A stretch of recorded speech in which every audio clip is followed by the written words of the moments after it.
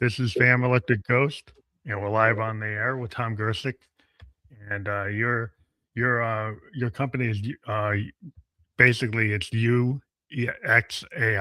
Is that right?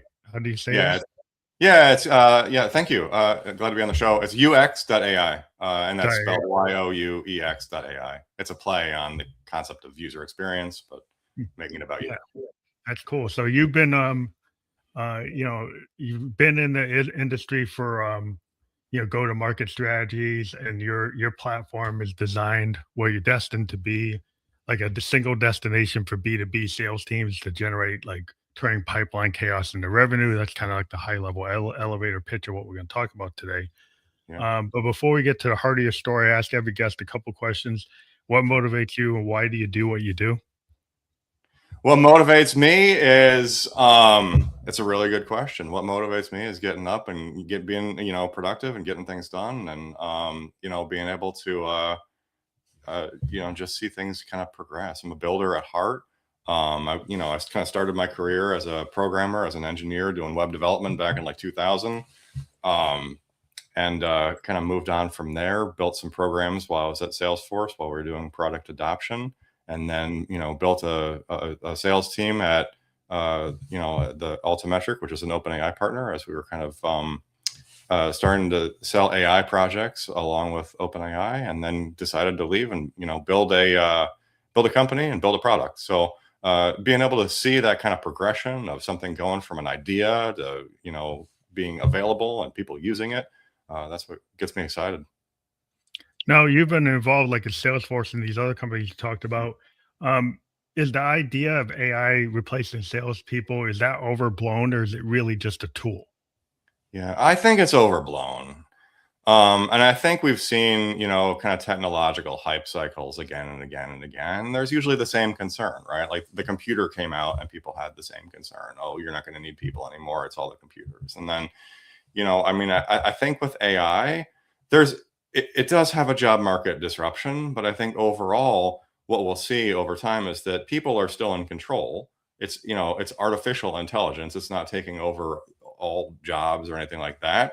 What we're seeing is if you build AI and you focus on how do you make everybody in your organization have the same superpowers as your best people, that's where the companies I've worked with, and it's been Fortune 100 enterprise companies that are rolling out AI, that's what they focus on, and that's where they see success. So if you're rolling out a sales app that uses AI, focus on how do you take your best seller, what's really unique about them, and how do you make everybody else have those same kind of superpowers. So I think what we're really seeing is that in areas and roles where AI is really taking hold, we're seeing job growth, and so I don't think it's the thing that's taking every job. I see why people are concerned, but I think if you lean into it and you really kind of use AI to be the productivity tool that it is, it's no different than any other technological hype cycle that we've seen throughout history. I think it's a value add. To me, it's a tool. Like I'm in tech, and I work with a small startup, and our sales guys, basically the founders of the company, one of the guys that founded the company is a kind of face to face handshake type of guy. Yeah. Now he uses AI to help him with his presentations, right? Yeah. But it's still face to face. So he's like a level sales guy. He's a owner of the company. Yeah. He has these handshake face to face meetings, but he uses AI to do a value add to be able to like ramp him up. So basically, he doesn't have to have a team of 10 people with him on the road. He can use the AI to kind of supplement what he needs. And I think what I've seen is that value add. If somebody, what I've seen people make mistakes is they go in and say, well, I'm going to replace all my CSRs. Yeah. And then the customers start complaining and you hire 700 of them back. Yeah. Because people don't like an automaton, Right. just like they didn't like the old systems that were all kind of menu driven and they could never get to a person. Yes. Like if you try to just eliminate all human contact, I think you're going to lose sales.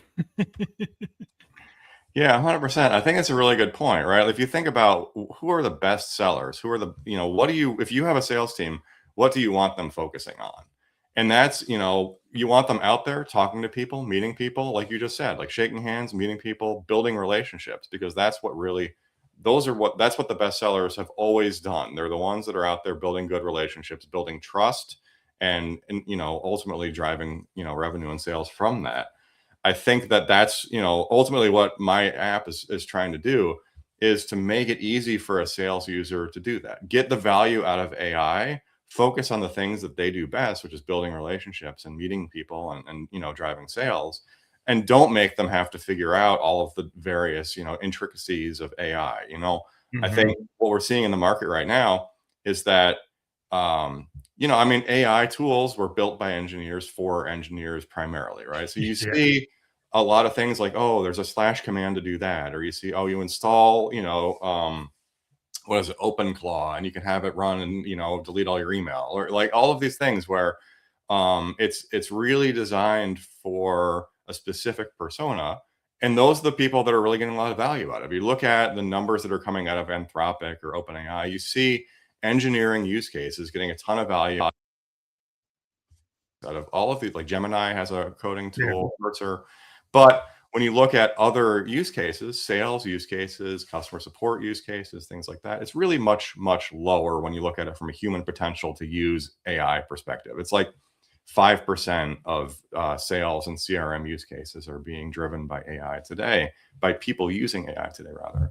And so that's really the focus, is like, how do you create a user experience that really works for a selling persona? And it's not, okay, now you need to learn how to use AI. When I talk to sellers, they're not like, oh, I want to learn all of these things about AI. They want to learn how to use it to get their job done, right? Like they're focused on doing their job. That's how they get paid, right? Like a seller gets paid when they close business. And so they don't want to learn to get a certificate in prompt engineering. Exactly. I don't think when you tell everybody like you got to go get like a bachelor's science level degree in prompt engineering.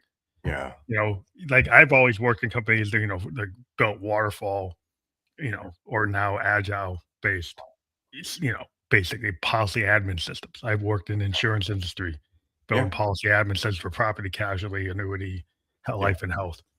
And, we built these systems with UIs to try to, not be, think about what the CRMs are doing. Like, can we actually make it so they understand? Because they know the business. They know what an annuity is. They know what a life insurance policy is. But if they have to understand what my system is, we're not really winning. Because teach them how to use the system, and there's a 1,000-page manual. Yeah. Like, that's not really gonna make them, like, jump up and down and say, "I wanna read that 1,000-page manual." No. And you see it on social networks all the time now, like LinkedIn. It's like half the posts are people explaining what different types of agents are and different types of LLMs. And, I think, it doesn't work for every type of, user. I think they're trying to make it fit every use case. Yeah. And I believe there are some use cases like, robotics. AI is designed for robots. Yeah. It's designed to make an actual usable robot, in my opinion. It makes a very good robot, it makes a very good automation tool if you know what that flow is supposed to be. Yeah. Right. But the problem I have sometimes with it is that you have a lot of things in business that want repeatable processes that that's predictable. Yeah. And if you have something that every time you run it, it gives you a different answer. Yeah. That's not necessarily going to work for people who want predictable control. No, of course not. So it needs to be governed. You need to, and I think that's one reason too why I think that there's a lot of hype right now about, is software dead? Is subscription software dead? Because you can just build it yourself. And I don't think that that's the case, because, I think you can build a lot of things yourself, and maybe that does eventually become part of the workflow. But at the same time, everybody loves to build things, and nobody loves to like maintain things or like to patch bugs, and like all of those types of things are the things that, like, if you're building a product, you have to make sure you're doing, and like security patches and making sure you're hitting compliance controls and governing the output of things, and all of those things are difficult and are the things that kind of pull apart what a system can be. So I think that we'll have, builders always, but I think that AI tools make it a lot easier to get these types of things built within an organization. But I think you also have to, think about, how do you maintain a system over time? And how do you make sure that it's still working when, the one person who built it leaves the company, and things Yeah, like that. that's why I think AI is really good to understand, like if you're thinking about like COBOL programmers, Yeah. nobody's teaching COBOL, No. right? So you got like AI like guys like me, Yeah. we live, being able to survive as consultants because like all these COBOL mainframes are still around. Yeah. Um, and none of the kids today, a lot of them don't know it. Now with AI, some of them can learn it, but then again, when they use it, they don't understand the context. Yeah. So if you don't understand the context, you come in kind of like you're reading the cliff notes, and that might work for 80%, but for the 20% unhappy path, it doesn't work. And then Yeah. you mess up and then you make mistakes.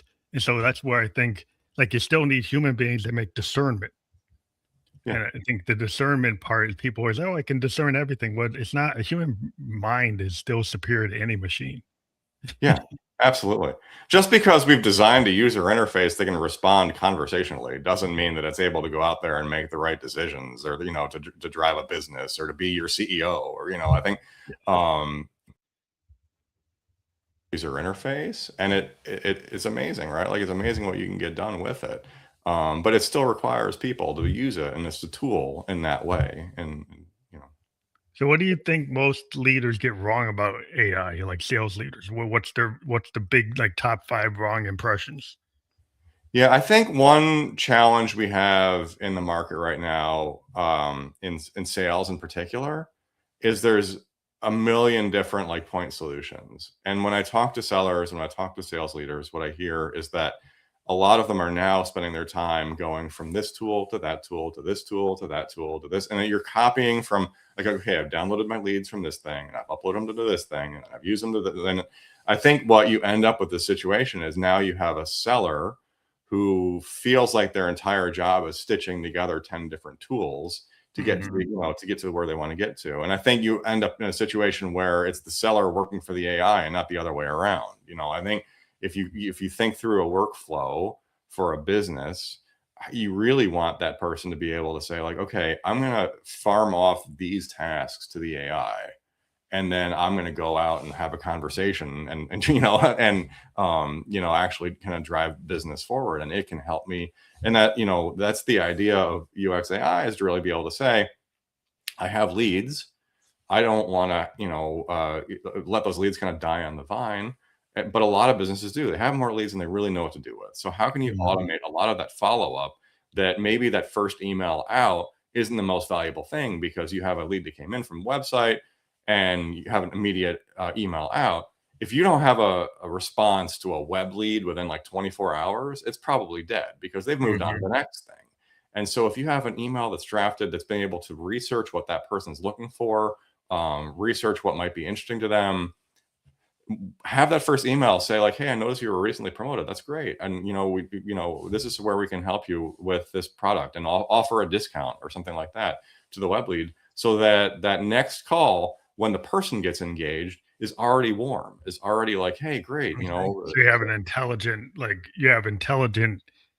kind of out there doing that work. So it's not just some kind of like blast email that's the same. You're saying you actually have customized, individualized responses Individualized. Yeah. based on the actual data. Yeah, so that's the magic of the system, is that every lead that comes in gets researched. And that's a 4-step process. The first one, make sure it's not junk. The second one, researches the person on their own website. So if you're the CEO of the company you work for, we want to identify that, because you're obviously a buyer and you're someone we want to jump and really try to, work with. The third step is, it does a broad research across the internet, looking for information about you, and it finds, what are your interests? Are you, and some things are, as a seller, to look for things like, oh, what school did you go to? Or like, maybe we worked for the same company in the past, or if we have a sports team fandom in common, or do we live near each Mhm. other, or anything like that, that gives you that, and that first thing to talk about. It tries to find things like that, and just like general interest. What do you blog about? What do you talk about generally online? Things like that. And then the fourth is really to do a targeted search of specific websites that might match a company's, ICP or like what they're really looking for. So as an example, in a healthcare industry, you might be interested in the types of websites that doctors are, commonly found on, or, like physician review boards, things like that. If you're in the tech industry, you're probably going to be looking at Substack or LinkedIn. If you're, so it really depends. So that's the fourth step, is to really say, you can give us specific websites to look at and we'll research that. It generates a research report and uses that along with any intent signals and urgency that come through. So the three things that are really important in following up with a lead is, what is the intent of the person? What is the urgency of that person? How urgent are they looking for something? And then also, what do we know about them? What have we learned through that research? And through that, we can generate a follow-up email very easily and make it, either friendly or professional or consultative, but to generate that email rapidly based on all of those things, so that you have the perfect email that's immediately being sent out. And the human's still in the loop. The human still has the opportunity to say, no, I want to change it. Okay, so you have human kind of gut check before Mhm. it goes out. You have like a review, Mhm. like workflow kind of approval, Yeah. disapproval workflow. Yeah. Generate the email, send you a notification that's ready to go. You have the opportunity to review it and hit send. Yeah. That's awesome, because I think that's the key. I think to today is like, we came for like more like there was like an assembly line world, or like the 80-20 rule or Yeah. 90-10 rule. Everything's kind of trying to fit in a box. Yeah. But with this tech, even in manufacturing, because I lived in Japan for a while, it's like now you can have very customized assembly lines Yeah. where like not just one model is coming off that assembly line. Very customized models are coming. So it's the same idea. Like you're doing very like your widget or your email is super customized. It's not just fitting like one case. It's actually going through and adjusting to the customer, which I think that's what people want. People, even in medicine, we want medicine that's customized down to your DNA. It's Yeah. not just the same pill for everybody. It's Yeah. actually a pill for you, or the service for you. I think that's where this tech is allowing something maybe was like not possible. This would not work, because we couldn't figure out how to do it. Yeah, exactly. And I think I've noticed over the years, I've been in executive positions and get all kinds of cold email all the time. I've noticed over the years, the emails I tend to ignore are the ones that are like super formatted and they have a nice banner and they look really good. And it's like, okay, this is just it's like, it's not Formula, a right? spam, but it's like just more formulaic. It went to 4,000 people. The ones that I've really been like, oh, I'm going to follow up on are the ones that like, it looks like it came from, whether it came from an individual or not, it looks like it came from an individual. It mentions something about me, like it happens to, like, hey, I happen to notice you blogged about this recently, or, interesting, you play guitar, like things like that, just like random stuff about me that I'm like catches that little bit of attention. I'm like, yeah, I do. Or, like, yeah, I did blog about that. Did you find it interesting? Or, just to create that connection. It shows like that little bit of extra effort went into sending that email. And yeah, I have absolutely closed business with people based on that first email being more interesting to me than, other than other emails that came across my mailbox. So what's a good flow workflow, AI assisted workflow versus a bad one? Yeah. So I think the good workflow and what we're really focused on is a repeatable workflow. And that is capturing the lead. So the first step is really, making sure that you can get a lead in the system very, very easily. And that is from a web agent. We have a web agent you can deploy on your website in 5 minutes or less. I had a few people say like, no, you can't, that's not possible. So I recorded a YouTube video. If you go to the YouEx.ai YouTube channel, I have it in, I think it's 4 minutes and 50 seconds that I got it done in, create a new web agent, put it on my own website, and it was good to go. That web agent will collect information as people are asking questions like, hey, I have a question about your product, or hey, I have a question about you. It will also ask them for name and email and that kind of a thing. Offer to a meeting. It can set up a meeting with you, whatever. It can also, give offers. So if you have a coupon code, if you go to my website right now, you can get 50% off of my own product coupon code by talking to the agent. Things like that. Creates a lead. So it creates a lead very easily. You can also send an email to create a lead. You can also upload a spreadsheet or however you want to get it into the system. Once you have it captured, like I said, following up immediately is like the most critical thing with a new lead, because people are probably, if they're out there shopping for something, they are looking in more than one place. They looked at your thing, they're looking at 5 other things, and by tomorrow they've already forgotten about you. So sending that immediate email is kind of the next step. We do the research report immediately.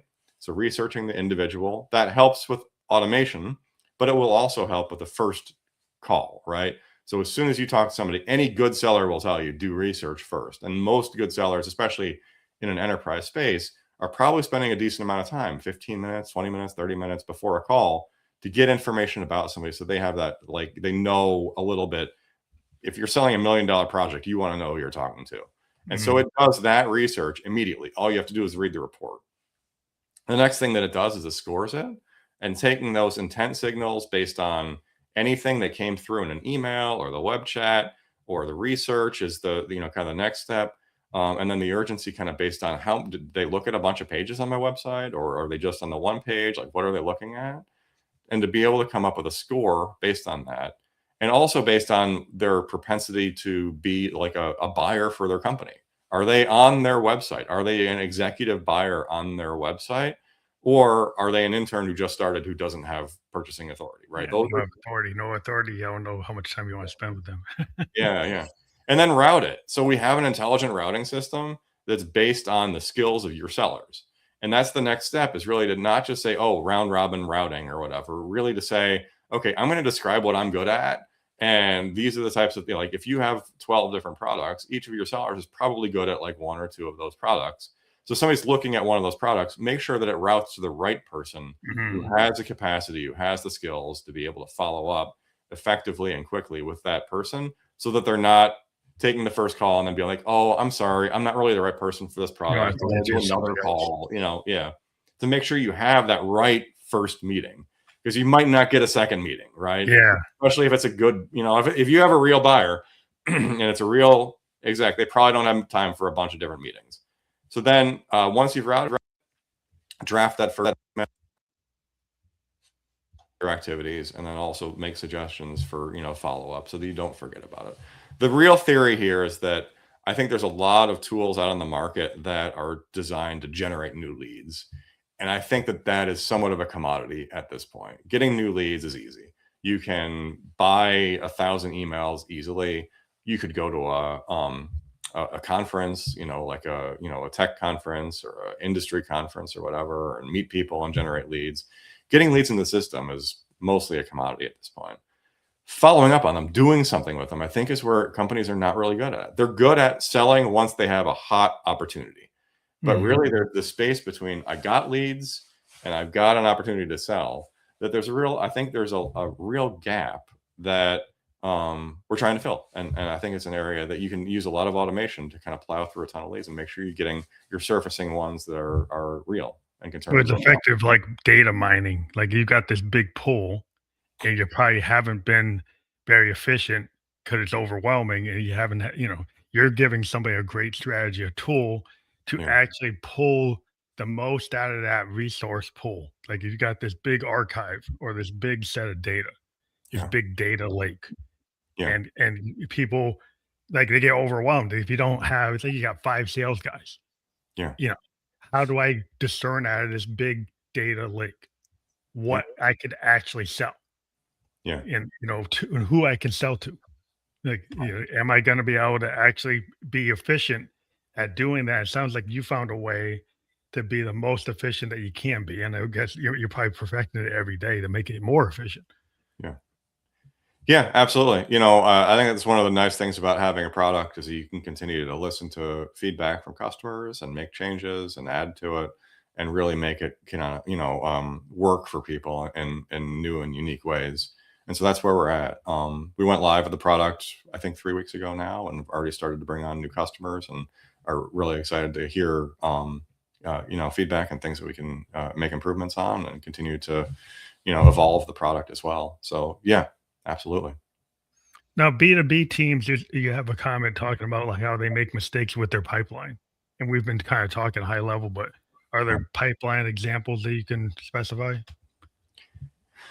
Yeah, absolutely. I think that one of the things that I've seen, here's an example. I've gone to over 25 years, a million different like technology conferences. And I've kind of experienced the exact same thing at almost every one of them, which is you have a booth and you have some meetings and you have all this, and you're standing there with a group of people that are, as people come up, you're answering questions, you're scanning badges. And then at the end of the conference, that tech company will send you a spreadsheet of all of your leads. And you've got like 1,000 leads. Everybody's forgotten all of them because, you're home from the conference and, kind of on to the next thing. And it's almost always the most senior people that have like, okay, I have a spreadsheet. We need to go through it and find the leads, and we need to like make this and who reach out to these 100. And then over the course of the next 2 or 3 weeks, you send all of the emails and the follow-up. And this is like, I was just at the Google Cloud Next conference a few weeks ago, and I'm still getting first emails from companies that I met with back then. And it's like, who was this again? So I think like one of the things you could really be more effective at is just like the speed of follow-up of a new lead. And that is, if you can follow up at a tech conference while you're still there and be like, hey, let's grab a drink, or, that can do so much more than following up 3 weeks later with a formatted marketing email about your product that, so that I think is one area that is like, as you have, just large numbers of inbound leads, and you say, okay, now we need to figure out what to do with them. You're often, using your most expensive people. It's often, kind of senior executives that end up having to do it because it's nobody's real job to sort through it. So it's somebody's, it kind of raises to the top of the organization to figure out what to do with it. And then by the time everybody gets, figures out what to do with it, the time has passed and they're not, being as effective as they could. So I think time is one of the really most important things in terms of especially early sales. And I think pipeline is really, I think people do a really good job once they do have that opportunity, right? Having worked at Salesforce, I've really seen, the effectiveness of, when people are really working with a tool and really have the data in Salesforce in terms of opportunities and pricing and products and all of that.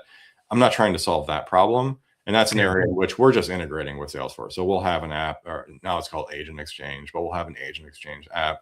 But I think where there's, even within Salesforce, like the lead engagement kind of activities is something that is, kind of nascent within that Salesforce ecosystem too. So I think, when you have a really good lead that turns into an opportunity and you've got a really good seller on it, that business is going to close because of that human, ingenuity and skill of that seller. And that's what, like, how can you do more of that? How can you give that person more to sell? Because that's what they're good at. And that's why I think it's not a case where, hey, we're going to take away jobs. It's a case where you can give people that much more productivity by not having them spend a ton of time figuring out the tools and not having them spend the time stitching things together.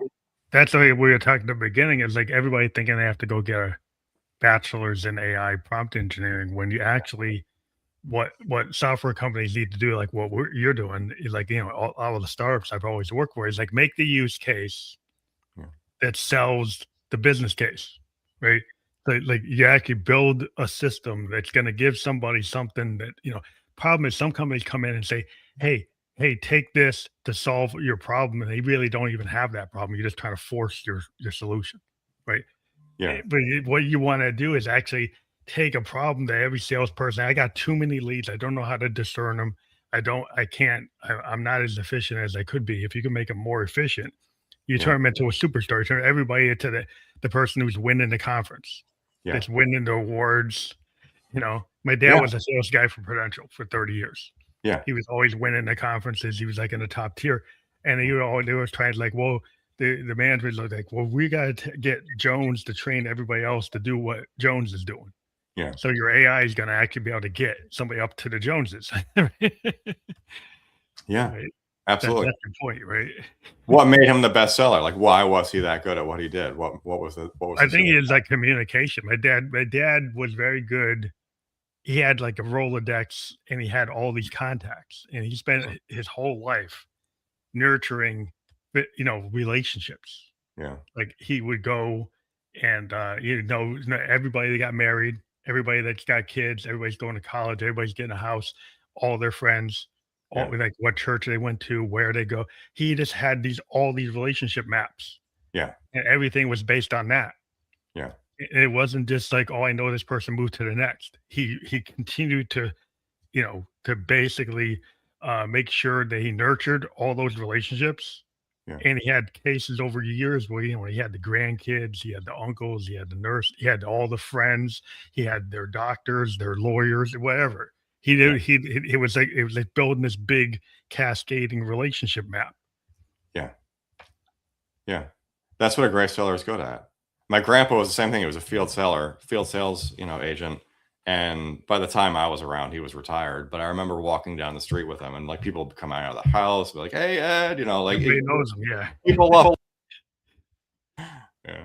Yeah, because if you know everybody, and then people are more likely to let you in Yeah. and then actually talk to you and tell you their story. When Yeah. they tell you your story, you pick up on, oh, they need this, they need that. Yeah. And it's not that you come in just trying to force the sale, you actually listen. Yeah. And then you make intelligent responses to what you heard, Yeah.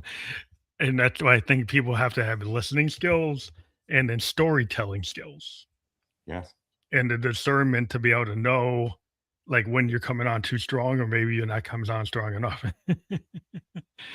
Yeah. But and that's a human thing, but your tools that can actually pull like, okay, get me the leads, and then I still have to use my secret sauce, which is me, Yeah. to actually make the sale. But like if I can get the right information, that makes me better at making the sale. If you can give me all those details from all the basic algorithm that you're creating, these algorithms are giving you very good data. Yeah. And the better the data, the more likely you're going to win. Right? Yeah. You got it.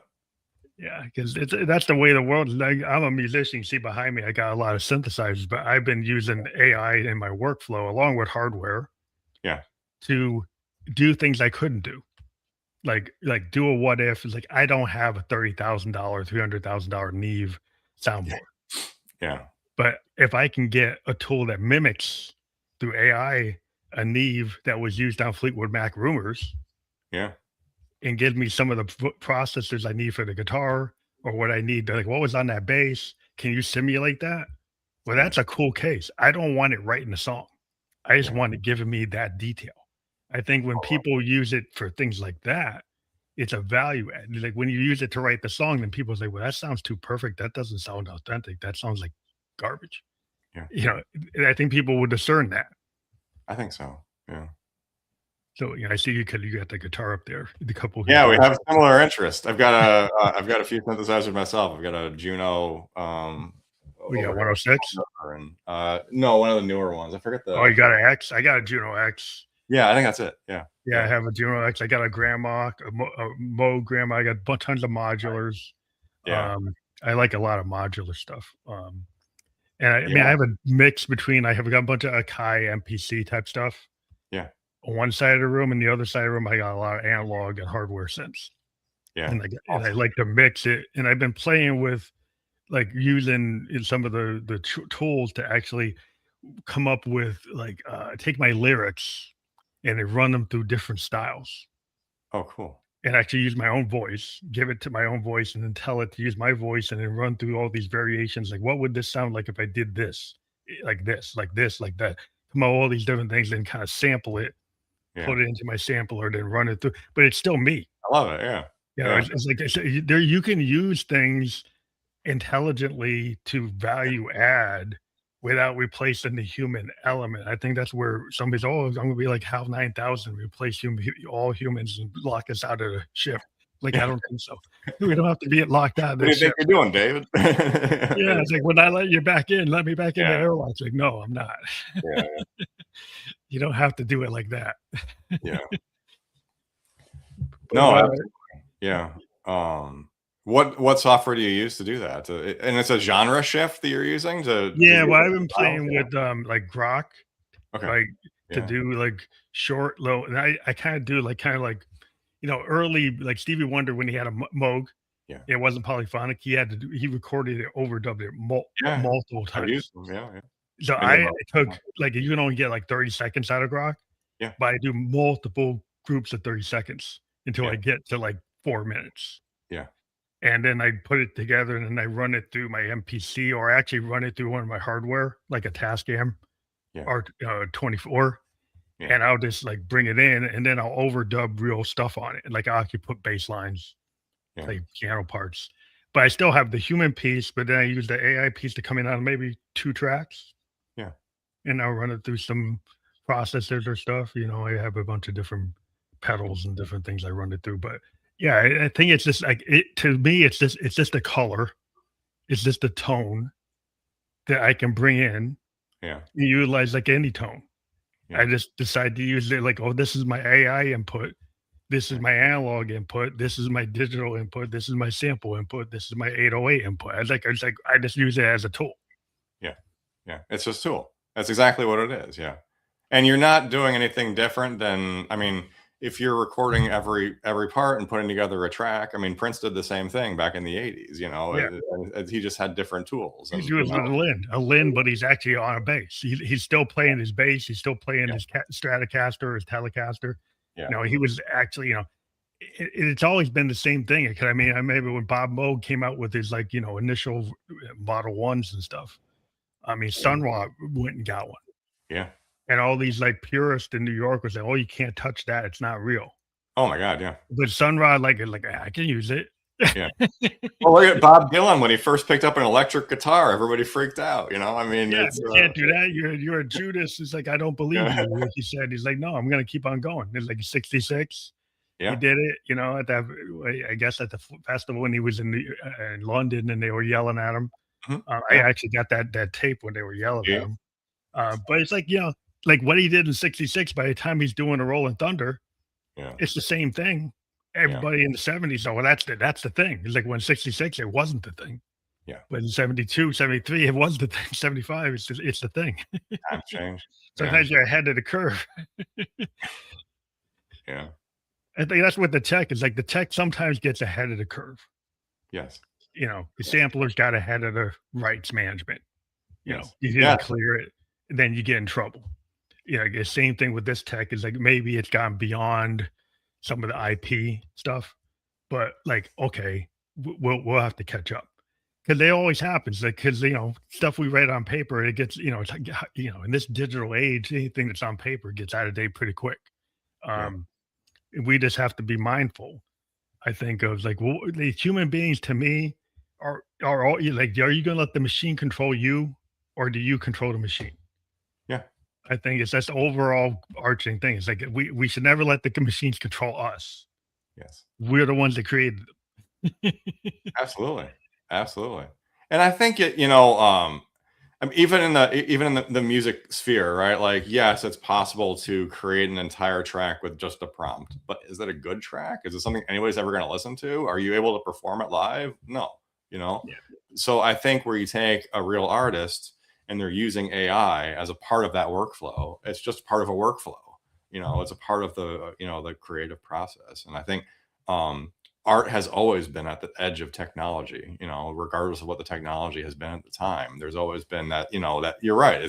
And sometimes ahead of, how people are thinking about IP protections and things like that. And, but it always catches up and, people kind of figure out how to license samples and things like that. And they'll figure out how to license AI as well.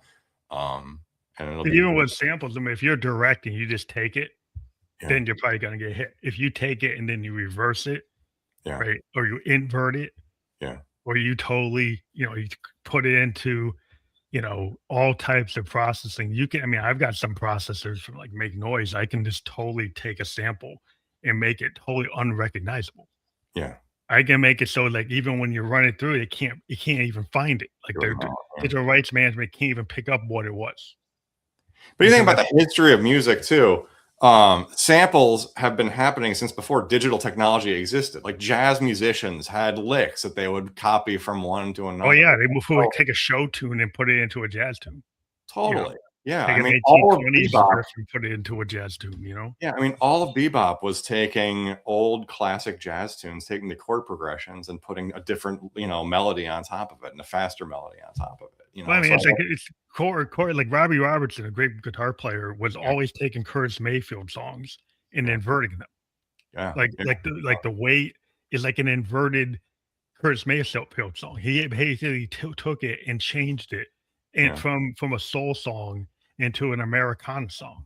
yeah, And so you in the when you really look at it, you can pick up on it, but yeah, it's not directly apparent. And that's happens in music all the time. People take forms from different genres and adjust them. yeah, All of the blues musicians, Led Belly, Robert Johnson, they're all playing the same thing, but they're not playing it the same way. totally. Yeah, And that's the core. I mean, you think about if you look at Stevie Ray Vaughan playing Voodoo Child versus Hendrix. yeah, One of them is the Texas blues version. yeah, One of them is the original cosmic psychedelic thing. yeah, Both of them stand on their own. yeah. Some people might hear and say it's the same thing, but it's not. No, It's not the same thing. no, two totally different ways of interpreting a song. Yeah, Yeah, I think that's how people can take, what I noticed with AI is very, very dynamic. yeah, Because if I go and I put my poetry prompt into it and I ask it to do it one way, and I ask it to do it the same way the next time, it changes. yeah, It never comes in the same way. It's very dynamic. Now, from yeah, an artistic point of view, if you're somebody's kind of stream of consciousness, throwing things out, you say, "Whoa, I can use that." It's yeah, kind of like my oscillator. Like yeah, if I have an analog oscillator and I run an LFO on it, and it's at a certain temperature, it acts a different way than if it's like a half hour later. yeah, The next day when I turn it on, it doesn't sound the same. And I yeah. picked up on, hey, these things are kind of doing the same thing. Yeah, humidity affects it, temperature affects it, Yeah, everything the affects the it. prompts that were giving me different results, and if I use that, I can have it trigger.